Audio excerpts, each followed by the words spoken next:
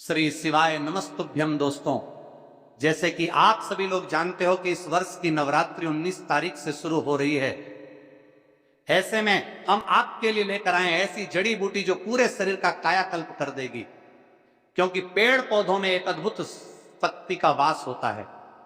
आप ये देखिए कि हम लोग आखिर क्यों पीपल वृक्ष की पूजा करते हैं, क्यों आखिर तुलसी को माता कहा जाता है, क्यों आखिर कृष्ण भगवान ने खुद कहा कि पीपल का पत्ता पत्ता मैं हूं। इसके पीछे के रहस्य बड़े खास है। आज के इस वीडियो में हम ऐसी ही रहस्यों से भरी जानकारी आपको बताएंगे कि कैसे कौन कौन से पौधे की जड़ को ताबीज में भरकर पहन लेने से भाग्य बदल जाता है, किस्मत खुल जाती है, मुर्दे भी जीवित खड़े हो जाते हैं। इन वृक्षों में भगवान ने ऐसी ताकत डाली है जो इंसान का कायाकल्प कर सकती है, क्योंकि जिस तरह इंसान को भगवान ने बनाया है उसी तरह पेड़ और पौधों को भी भगवान ने ही बनाया है। इस पृथ्वी का हर एक प्राणी, चाहे पशु हो, पक्षी हो या इंसान हो, सब पेड़ पौधे पर ही निर्भर है।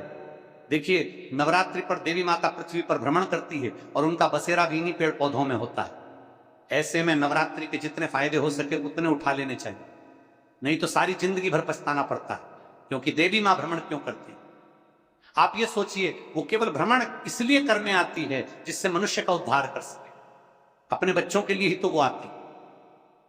परंतु मनुष्य एक सबसे बड़ी भूल यूं करता है कि वो नवरात्रि में गलतियों को कर बैठता है और उसे देवी माता का आशीर्वाद की जगह फिर श्राप का भोगी बनना पड़ता है। और फिर वो तब तक परेशान एवं हताश रहता है जब तक वो अपनी सजा न भुगत ले। दुख भी एक तरह की सजा ही है, परंतु क्योंकि हमारे पास पेड़ पौधे उपलब्ध हैं तो हम इनकी सहायता से क्या नहीं पा सकते। आप ये देखिए कि इनसे मुर्दों को भी जीवित किया जा सकता है, तब क्या नहीं किया जा सकता।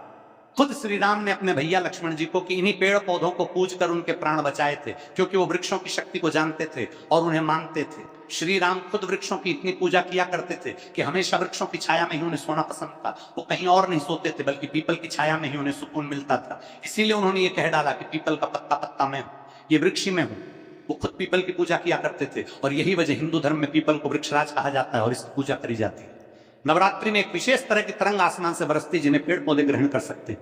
बल्कि जब आकाश से वायुमंडल अपना भेद बदलकर अपनी दिशा का परिवर्तन करता है तो उस समय पेड़ उस वायुमंडल का साथ देते हैं। इसलिए पेड़ों में वायुमंडल को सुधारने का गुण होता है।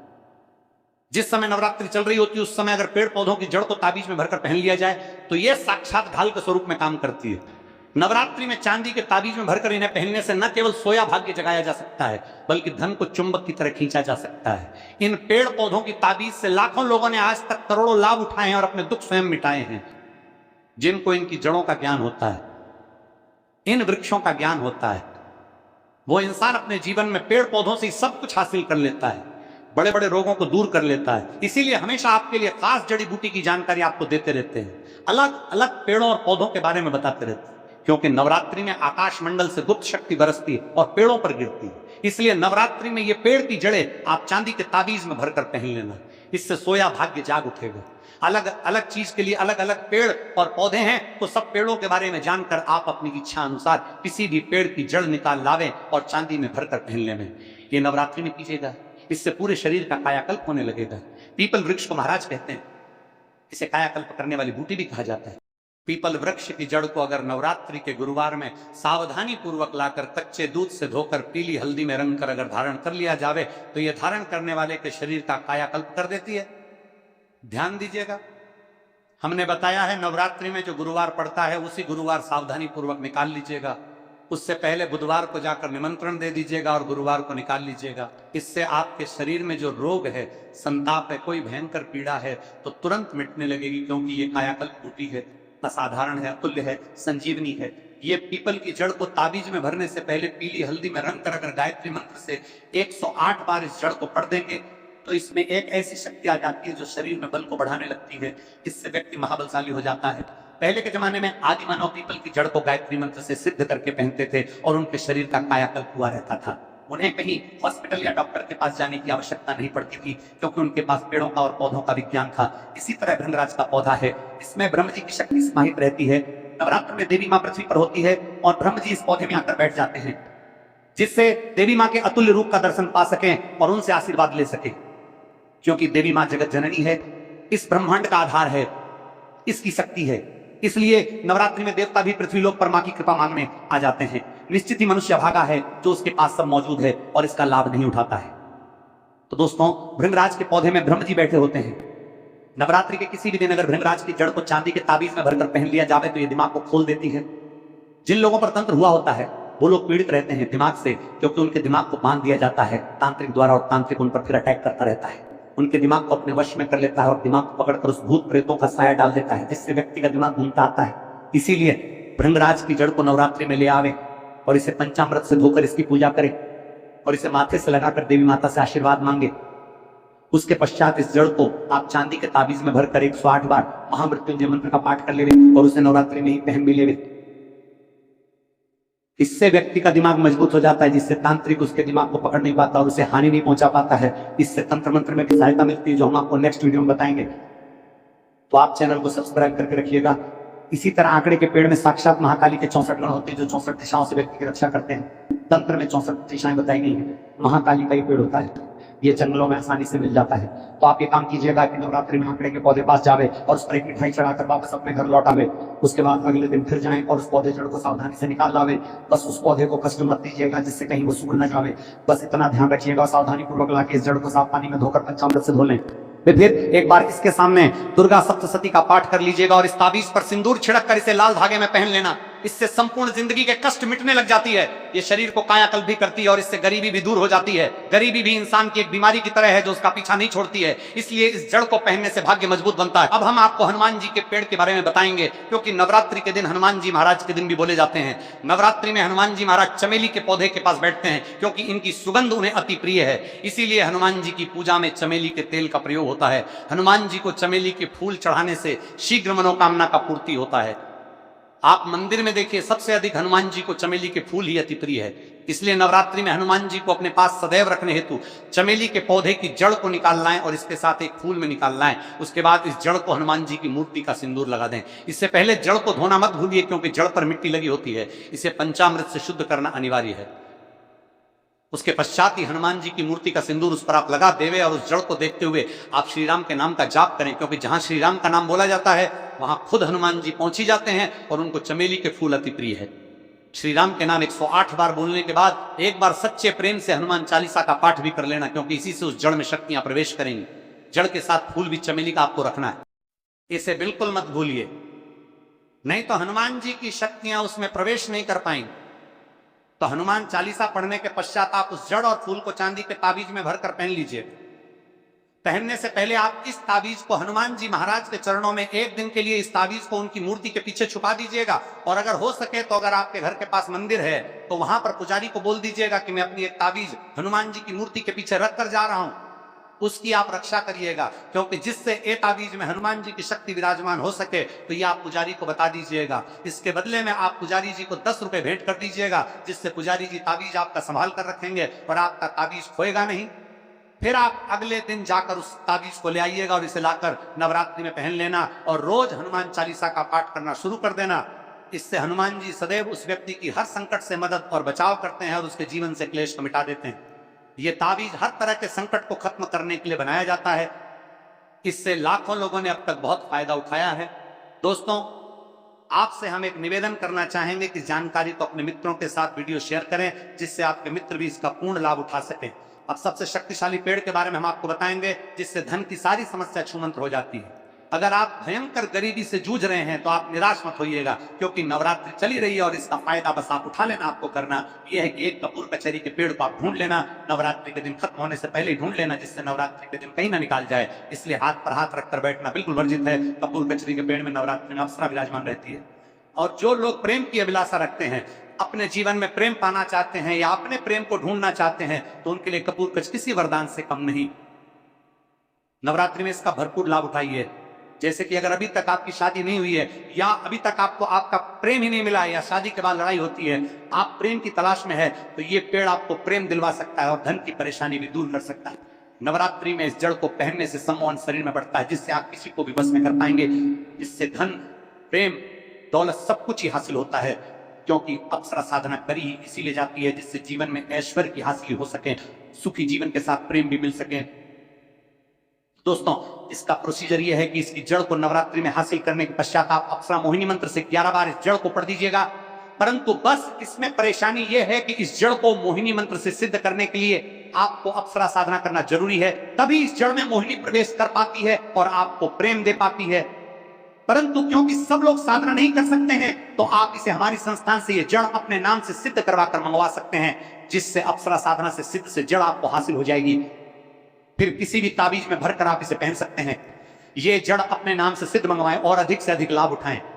माता आपकी सदा ही जय हो। नवरात्रों में पहन लेना किसी भी दिन इस पौधे की जड़, भाग्य आपका होगा। सातवें आसमान पर जहां भी जाओगे धन दौलत पीछे चली आएगी, आपके जीवन के हर कष्टों से मिल जाएगी, मुक्ति सदैव आप पर बनी रहेगी।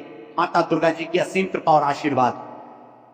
दोस्तों, हिंदू धर्म में कई पौराणिक मान्यताओं को महत्व दिया गया है। कई ऐसे पेड़ पौधे होते हैं जिनको हमारे हिंदू धर्म में बहुत ही शुभ समझा जाता है। कई ऐसे पेड़ पौधे होते हैं जो हमारे जीवन में चल रही परेशानियों को दूर करने में सक्षम माने जाते हैं। खास बात यह है कि इन पेड़ पौधे की लोग न सिर्फ पूजा करते हैं, बल्कि औषधि के रूप में भी इनका प्रयोग किया जाता है। ये कई तरह की बीमारियों को ठीक करते हैं और वेद पुराणों में भी कई तरह के पेड़ पौधों का उल्लेख है। जैसे कि तुलसी का पौधा पीपल का पेड़ है, इसका हमारे हिंदू धर्म में बहुत ही ज्यादा आध्यात्मिक महत्व होता है। दोस्तों, आपने देखा होगा हर हिंदू भाई बहन पीपल पेड़ की पूजा करता है। आखिर हिंदू धर्म में पीपल पेड़ की पूजा क्यों की जाती है? हमें पीपल पेड़ की पूजा क्यों करनी चाहिए? भाट सावित्री व्रत जो होता है, जो माताएं बहनें वट सावित्री का व्रत रखती हैं, वो इस व्रत में पीपल पेड़ की पूजा क्यों करती है? क्योंकि पेड़ पौधों में ऐसी अलौकिक शक्तियां होती हैं जिसके दम पर कुछ ही समय में, यानी कि कम समय में आपको अच्छे परिणाम मिल सकते हैं। तो आज के इस वीडियो का विषय बहुत ही सुंदर है। नवरात्रि के समय में ताबीज में भर के पहन लेना, इस पौधे की जड़बंद किस्मत के ताले तुरंत खुल जाएंगे। मैं सारी जानकारी आपको एक एक करके बताऊंगा। देखिए दोस्तों, जो नवरात्रि का समय होता है, माता दुर्गा के 9 रूपों का आशीर्वाद हासिल करने का, आशीर्वाद लेने का सबसे अच्छा समय होता है। जो व्यक्ति रिद्धि हासिल करना चाहते हैं, सिद्धि हासिल करना चाहते हैं, शुभ और लाभ को हासिल करना चाहते हैं, धन दौलत की जो भी व्यक्ति कामना रखता है, धन दौलत से समृद्धि होना चाहते हैं, आरोग्य की हासिल करना चाहते हैं, अगर आप चाहते हैं कि आपके जीवन से दुर्भाग्य दूर हो जाए, आपके घर की बरकत हो, आपके घर की उन्नति हो, आपका भाग्य प्रबल हो जाए, आपके नवग्रह आपका साथ देना शुरू कर दो। दोस्तों, आप एकदम सही वीडियो में आए हैं। आपको कहीं भी जाने की जरूरत नहीं है। आज मैं आप लोगों को नवरात्रि के समय में धारण किए जाने वाले 5 ऐसी जड़ों के बारे में बताने जा रहा हूं। 5 जड़ों में से अगर आपने एक भी जड़ को इस नवरात्रि के पावन दिनों में से किसी भी दिन अगर सही मुहूर्त पर धारण कर लिया, जितने भी लाभ मैंने आपको इस वीडियो में बताए हैं, वो सारे लाभ आपको अवश्य ही हासिल होंगे। दोस्तों, पेड़ पौधों में बहुत ही ज्यादा चमत्कारी शक्तियां होती हैं। आप चाहे माने, आप चाहे न माने। हमने अपने जीवन काल में कई बार औषधि का प्रयोग करके बहुत सारे साधक की बीमारी को भी ठीक किया और सिर्फ पेड़ पौधों का इस्तेमाल करके कई लोगों की समस्याओं का फल निकाला है। तो जो पेड़ पौधे होते हैं, कहीं ना कहीं धार्मिक दृष्टि से ले लीजिए, चाहे आध्यात्मिक दृष्टि से ले लीजिए, हमें फ्री में फायदा पहुंचाने का काम करते हैं।